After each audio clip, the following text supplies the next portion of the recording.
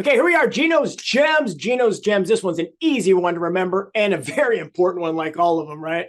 This truly is a gem because it's talking about stop losses. And we call this one stop loss 1.1. Another way to say it is ATR 1.1. If you join our step system, where we teach you how to swing trade and directionally trade on breakouts and swings correctly, there's a rule we use, and it's called stop loss 1.1. And what that is simply, where do you put your stop loss? Because this is frustrating, especially if you're brand new. Nobody likes to be stopped out and then watch the stock go back up. You want to give it enough room. You want to give the stock a little bit of room after you enter to where you're not stopped out, meaning sell, and then you watch your stock go in the direction that you predicted. That's called being whipsawed. And then what happens is it leaves you with a bad experience, a bad taste. And then you go, you know what? I don't like stop losses. I don't know how to, and that just screws up your whole career as a trader from the get-go. So knowing when to get out and putting your stop loss at the right place. So we have a rule, and it is 1.1 ATR, 1.1 for stop loss. That means you put your stop loss at least 1.1 ATR. And all we're doing is adding 10% to the ATR. So you take your ATR, which is average true range.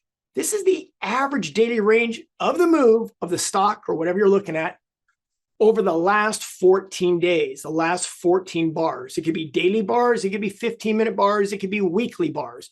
You get the ATR of that time frame bar. So example, whatever bar you're looking at, let's say the average range of that stock is $1.50 a day. You multiply that by 1.1, which is 110%. So 1.5 times 1.1 is 165. Your minimum stop loss distance is $1.65 away from your entry point, not the current price, the entry point.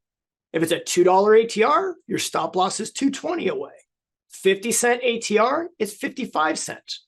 So place your stop loss in the $1.50 example, place it at least $1.65 from entry, and part two of this, below a support point or pivot, whichever one is the furthest. Let me give you an example. Let's look at Google. You just simply go into your indicators, type in ATR, add it to your list, whatever software you have.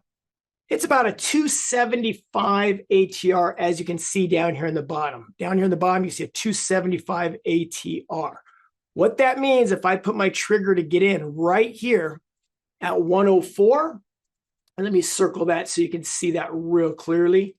If I put my trigger at 104, my stop loss has to be 1.1 times that, which is 275 times 1.1.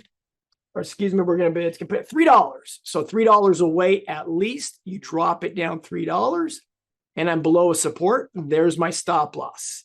Pretty easy. Let's do another. We'll do two more real quick. One of our stock picks this week was on Really or Rely, whatever you want to call it.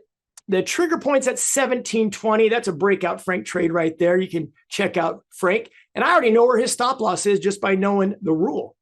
If you take that 63 cents, times it by 1.1, you get 70 cents. So you can see here, we have the trigger 1720 to get in. Stop loss is 70 cents away, at least one, and it's below support right there. Last but not least, I'm going to do my pick, which is AMAT. AMAT. My trigger's at 124. I take that $4 ATR over here. I times that $4 ATR by 1.1, or just add 10% to $4, get 440. And you can see 124, subtract 440. There's my stop loss, and I'm below support. Why? Because this gives you at least one bar to move. The next bar after I get triggered, I'll know if it's a decent entry. I don't want to be stopped out in the same day. I don't want to be stopped out in the same 5 minutes. I use a little more room on my stop loss. So you're not stopped out and you get a little breathing room, and below that support puts the odds in your favor that you're not whipsawed. There you have it, a great Gino's Gem. And there's even more to that. If you join our step system, we'll dial in your system so you can perfect the art of a stop loss. I hope this helps. Stay tuned next week for another Gino's Gem. Gino, or with TacticalTrading.com.